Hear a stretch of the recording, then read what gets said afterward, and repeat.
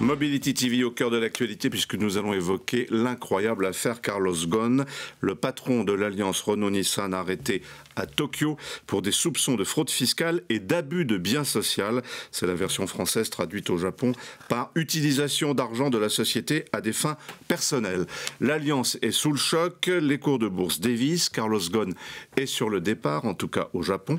On en parle avec nos trois fins connaisseurs du secteur auto, Pierre de Villeneuve, Europe 1, bonjour. Bonjour Jean-François. Jean-Michel Normand Le Monde, bonjour Jean-Michel. Bonjour.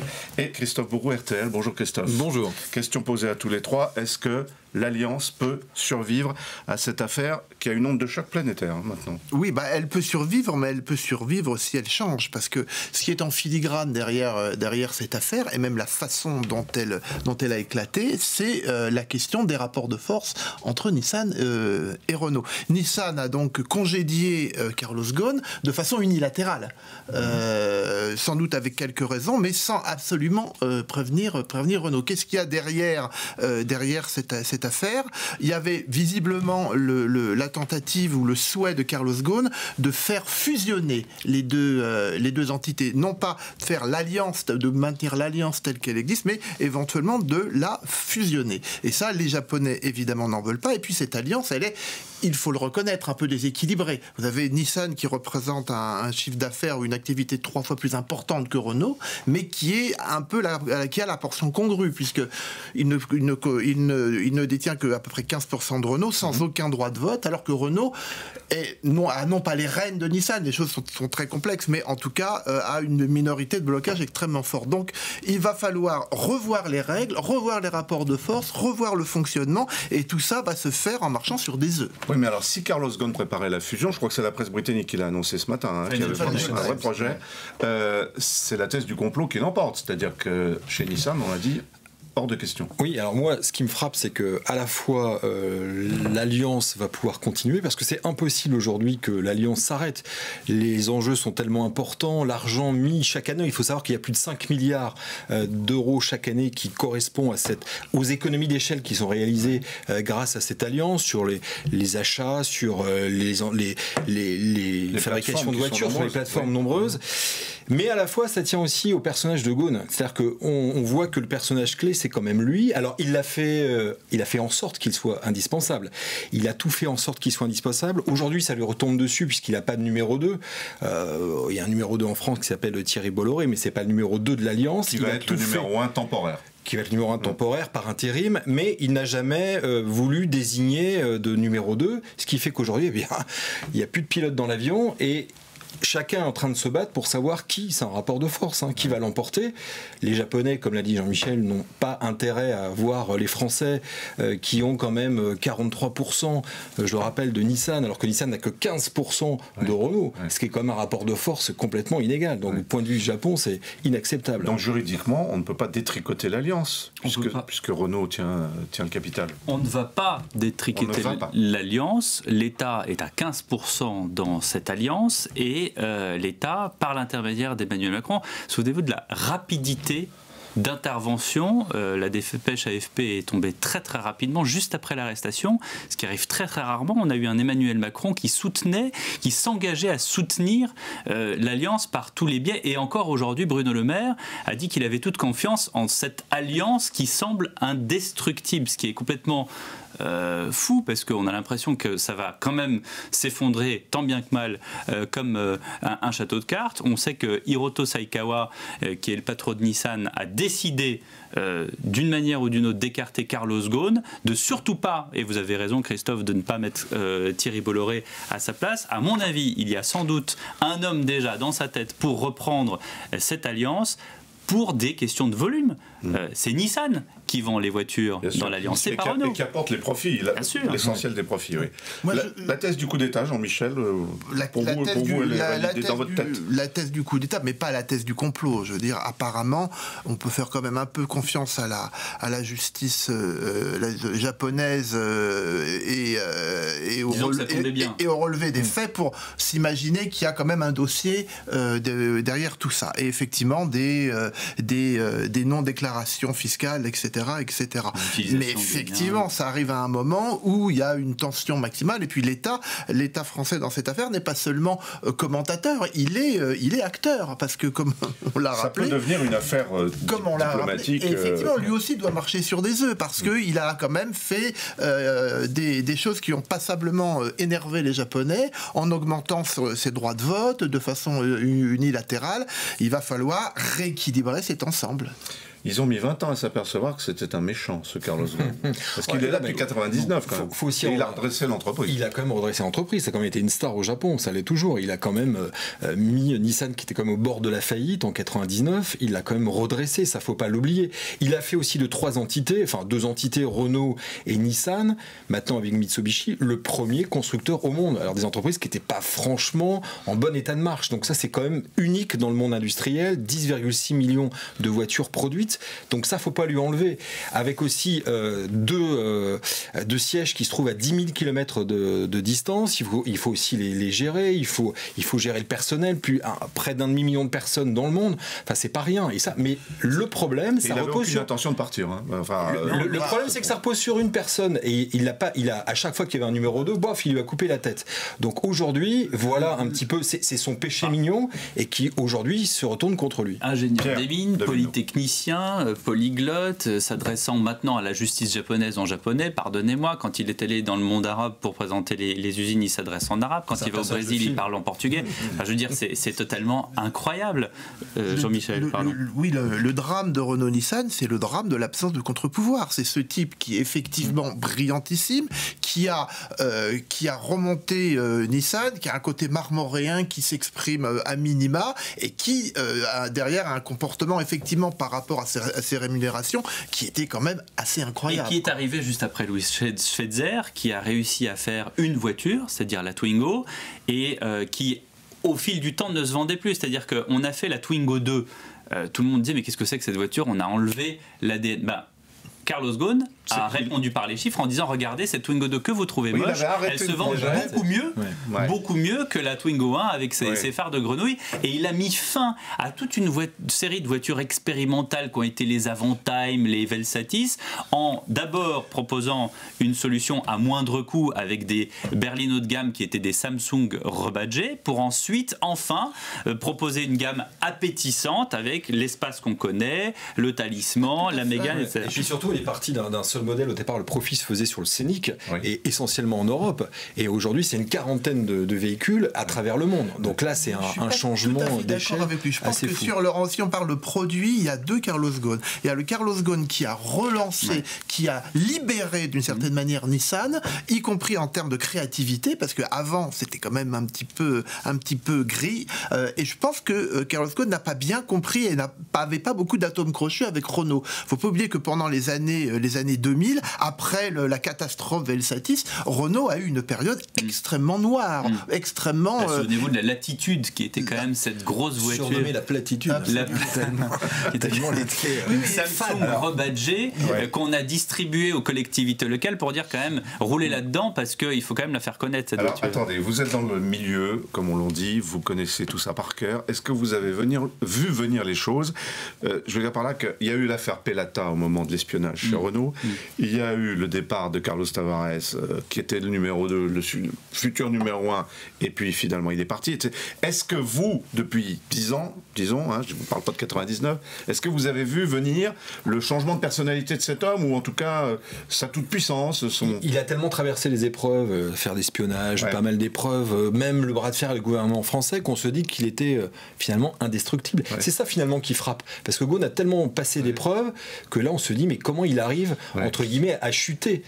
Il paraissait intouchable. Et comment il était au mondial, là, il y a 1 mois et demi? Comme d'habitude, odieux, mais en même temps, il était brillant, mais il était immuable, et nous, on ronronnait, mais de la même façon qu'on ronronnait avec Sergio Mercone, et puis tout d'un coup, il nous a quittés. C'est-à-dire qu'on s'était habitués, peut-être c'était ça, on avait peut-être nous tort là-dessus. Je pense que son étoile, parmi les médias, avait un peu pâli ces dernières années, justement, parce que, effectivement, la réussite de Renault-Nissan, c'est une réussite réussite industrielle, c'est une réussite d'échelle. Il n'y a pas eu de produits particulièrement brillants ces 5 ou 6 dernières années. D'ailleurs, il en parlait rarement, de produits. C'est un homme qui parlait assez peu de produits, mais moi je me souviens, il y a fort longtemps avoir fait un entretien avec lui où il me parlait de ses voitures, des voitures de sa vie. Parce que j'avais un peu envie de savoir quel était son rapport à l'automobile, que je sentais pas forcément très très intime. Et là ? Eh ben oui, il aime beaucoup la voiture, il parlait des voitures qu'il avait connues quand il était étudiant, etc., au Brésil quand il était jeune, il en parlait très bien.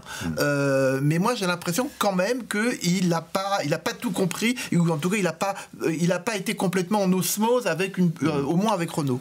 Moi, ce qui m'a choqué, et je ne sais pas si vous êtes d'accord avec moi, c'est le bashing de Carlos Ghosn ces dernières heures, ces derniers jours. Je vois d'ailleurs des confrères, et je pense à un confrère étranger que je ne nommerai pas, qui a posté sur les réseaux sociaux une photo de lui, souvenir d'interview avec Carlos Ghosn, et avant l'interview, il m'a dit que son jet était tombé en panne et qu'il a dû prendre un avion de ligne et que c'était épouvantable parce qu'il fallait retirer sa veste, parce que je me demande comment est-ce qu'on peut se regarder dans la glace aujourd'hui, pardon cher confrère qui se reconnaîtra, comment est-ce qu'on peut interviewer un homme qui est ingénieur des mines, qui est polyglotte. Alors on dit oui, il gagne tant de SMIC et il a encore... c'est un problème judiciaire, mais de faire une interview avec un homme brillant qui vous parle de l'avenir d'un groupe qui est mondial et qui génère des emplois en France, et le lendemain dire cet homme-là est un salopard parce qu'il s'est vanté de ne pas avoir son jet privé, personnellement je ne comprends pas.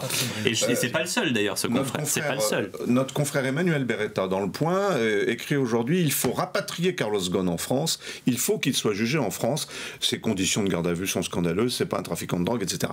Qu'est-ce que vous en pensez, vous? Parce qu'on va peut-être aller jusque-là. Juger de quoi en France? Puisque là, même Bruno Le Maire l'a dit, il n'y a rien en France contre lui.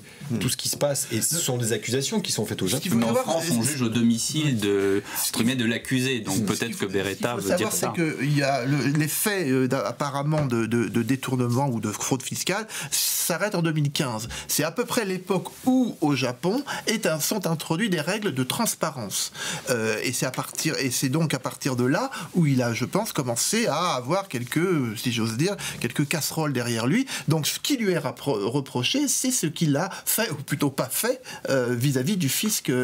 Donc je vois pas juridiquement comment on peut demander une extradition de Carlos Ghosn vers la France. L'impact sur les clients, parce que alors là, évidemment, les reportages sur les salariés des usines Renault, on les a vus, c'est catastrophique, parce que comme le dit Pierre, ils gagnent trop d'argent, ils nous en a volé, on n'a pas été augmenté depuis tant d'années, etc., le discours habituel. Mais pour les clients, pour l'image de Renault, si on s'en tient même simplement à Renault, on a vu ce que ça fait avec Volkswagen. Hein. Voilà. Dire tout simplement, ça n'a eu aucun impact par des clients. Zéro impact. Ce qui importe, c'est le produit. Donc là, oui, puis en plus, il est quand même assez intouchable. C'est-à-dire que pour les Français, pour le client, Carlos Ghosn, on le connaît, mais voilà, on ne fait pas la relation avec la voiture. On n'achète pas une Ghosn. Voilà. On n'achète pas une Ghosn, oui. Mais il n'y a pas de gilet Ghosn comme le canard enchaîné, non plus. Oui. Enfin, pour l'image de l'automobile, alors au sens plus large, c'est peut-être pas terrible quand même. C'est-à-dire que les patrons de l'automobile en ce moment, entre celui de Volkswagen, celui d'Audi et celui de Renault-Nissan, ont quelques problèmes avec la justice en ce moment. C'est pas très très bon pour le secteur. C'est vrai que l'automobile est aujourd'hui un peu au centre d'un certain nombre d'affaires judiciaires qui ne la servent pas. Comment sont gouvernés les gros concurrents de l'Alliance? Alors, par exemple, Toyota ou Daimler. Il n'y a pas un homme seul qui dirige tout. Il y a un homme qui dirige tout, mais il est under control, si j'ose dire. Il y a vous connaissez la structure tout à fait, dont on parle, dont certains disent qu'il pourrait être l'homme idéal pour diriger le groupe, parce que à la fois, mais bon, je pense qu'on n'en est pas là, absolument. Mais en tout cas, là, il y a et c'est ce qui manquait sans doute à l'Alliance. Il y a des structures tout à fait établies, le conseil de surveillance, etc., où là, un patron ne peut pas, si j'ose dire, faire n'importe quoi. Bon, là. C'est vrai que Carlos Ghosn a été dans une structure totalement atypique qui a fait la force de ce double groupe à double tête. Mais le problème, c'est que ça a dilué les responsabilités, et compte tenu de sa stature, de ce qu'il avait fait, de sa communication aussi, il était intouchable jusqu'à ce qu'un lanceur d'alerte au sein de Nissan, qui avait peut-être des choses à se reprocher d'ailleurs, ne sorte quelques informations. Ce qui m'étonne aussi, c'est que la filière automobile n'a pas parlé. Que dit M. Monsieur Châtel là-dessus. Moi, j'aimerais bien l'entendre. On a entendu Bruno Le Maire, on a entendu Emmanuel Macron. Il y a quand même un homme qui a été prédestiné à être le porte-parole de ces matières-là. Pourquoi est-ce qu'on n'entend pas Monsieur Châtel? Ce que vous nous dites au passage, c'est que Thierry Bolloré ne restera pas patron de Renault. Il y aura un successeur. Il est vraiment temporaire, on ne sait pas. Intérimaire. Intérimaire, c'est ce qui est dit, mais ça on ne sait pas. Après, Renault, oui. Mais le groupe, comment va se réorganiser? La Belgique n'a pas eu de gouvernement pendant 1 an et demi. Vrai, donc, mais il faut dire aussi que Ghosn a quand même réussi là où peu d'industriels ont réussi, une fusion dans le monde automobile. Ouais. Alors c'est un concubinage, c'est pas encore le mariage, mais il a quand même réussi parce qu'il y a quand même beaucoup d'échecs dans le monde automobile. Il a aussi quelque chose qui l'a rendu atypique, c'est que vis-à-vis du pouvoir français, il était complètement détaché. Cette espèce de triple nationalité le faisait échapper à tous les pressions politiques qu'il pouvait y avoir en France, et Dieu sait s'il en a eu. Il était vraiment reçu par Poutine, en Chine, comme un... Il a des usines partout. En Russie, il représente quoi, 30% du marché. C'est quelqu'un qui avait, c'est effectivement sans doute un État dans l'État, mais sur la France, il a eu quand même un bras de fer assez musclé avec Emmanuel Macron, qui était encore au gouvernement, qui était ministre de l'économie, à propos de son salaire. Et ça a été très musclé. Qu'il avait accepté de réduire un peu. Il a fini par le salaire de Renault. C'est-à-dire 7 millions d'euros, une bricole. 7 millions, voilà. Et ensuite, il faut rajouter celui de Nissan, Mitsubishi et de l'Alliance, et on arrive à 20 à peu près. Alors, un mot de votre regard de journaliste sur Brutus, Hiroto Saikawa, et son numéro devant les caméras. Il paraît que ça a duré 1h30 de contrition, etc. Bon, on l'a tous vu, ou pratiquement tous. Je ne sais pas si les Français vont se passionner pour ce moment de télévision, mais c'était un sacré moment de télé. Mais vous y croyez, enfin, ce numéro 2 il est chez Nissan depuis 1977, je crois. Ça fait 41 ans. C'est sidérant. Et il parle du système Ghosn, alors que c'est Ghosn qui l'a propulsé c'est absolument Brutus. C'est exactement ça. C'est une tragédie. C'est une tragédie grecque.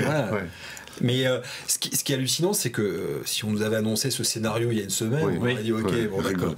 Mais là, c'est un film. En plus, je pense que Ghosn... C'est la vérité sur l'affaire Harry. Il y a la vérité sur l'affaire Carlos. Voilà, il y a tous les ingrédients pour faire un film. Donc en plus, Ghosn fait, on aime ou on n'aime pas, on déteste, mais en tout cas, il fait un peu rêver comme Elon Musk. C'est-à-dire, ça fait partie de ces patrons que tout le monde connaît. On ne sait pas trop ce qu'il fait, triple nationalité. On dit qu'il y a des maisons partout. Voilà, il y a une espèce de chose qui se passe autour, mais qui aussi fascine. Là, pour la preuve. Vous parliez de chef d'État, mais c'est mieux qu'un chef d'État parce qu'il les a survécus. Il était sous Chirac, sous Sarkozy, sous Hollande et sous Emmanuel Macron. Non, ce qui est intéressant, c'est aussi que va devenir la ligne directrice de l'Alliance et en particulier de Renault sur l'électrique, parce que les énergies alternatives arrivent. On parle maintenant évidemment. Il a eu du nez sur l'électrique. Il a eu du nez sur l'électrique, mais il pousse l'électrique en disant je ne jure que par ça. C'est-à-dire qu'on peut lui dire, on lui a dit, et j'ai discuté avec lui, je dis mais qu'est-ce que vous pensez quand même il y a d'autres choses, il y a l'électrique, il y a aussi l'hydrogène, il y a aussi d'autres et il balaye ça d'un revers de la main en disant non, c'est l'électrique pure, point barre. Est-ce que le successeur de Carlos Ghosn va être sur cette lignée là aussi? Si c'est Carlos Tavares, on connaît la réponse. Le groupe est plus complètement sur l'électrique. Il est sur l'électrique, mais il commence aussi à s'ouvrir un peu tardivement, comme beaucoup d'autres, à l'hybride. Mais c'est vrai que ce type avait un côté